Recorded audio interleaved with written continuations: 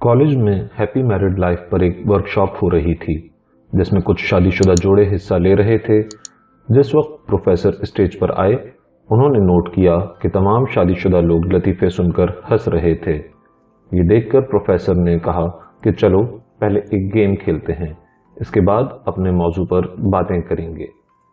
سب خوش ہو گئے اور کہا کون سا گیم؟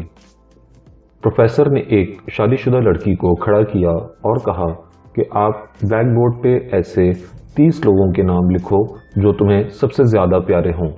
لڑکی نے پہلے تو اپنے خاندان کے لوگوں کے نام لکھے، پھر اپنے سگے رشتہ داروں کے، دوستوں کے، پڑوسیوں کے اور اپنے ساتھ کام کرنے والے کولیگز کے نام لکھ دیے۔ اب پروفیسر نے اس میں سے کوئی بھی کم پسندیدہ 5 نام مٹانے کے لیے کہا۔ لڑکی نے اپنے دوستوں کے نام مٹا دیے۔ پروفیسر نے 5 نام اور مٹانے کے لیے کہا۔ لڑکی نے تھوڑا سوچ کر اپنے پڑوسیوں کے نام مٹا دیے۔ اب پروفیسر نے کہا 10 نام اور مٹا دو۔ لڑکی نے اپنے سگے رشتہ داروں کے نام مٹا دیے۔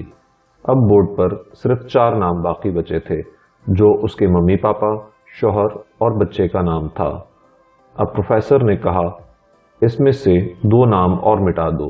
لڑکی کشمکش میں پڑ گئی۔ بہت سوچنے کے بعد بہت دکھی ہوتے ہوئے اس نے اپنے ممی پاپا کا نام مٹا دیا۔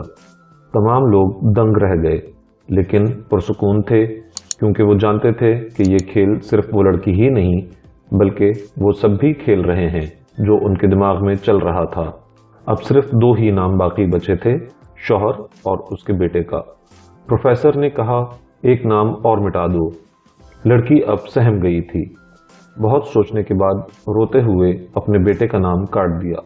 پروفیسر نے اس لڑکی سے کہا تم اپنی نشست پر جا کر بیٹھ جاؤ، اور سب کی طرف غور سے دیکھا اور پوچھا کیا کوئی بتا سکتا ہے کہ ایسا کیوں ہوا کہ صرف شوہر کا ہی نام بورڈ پر رہ گیا؟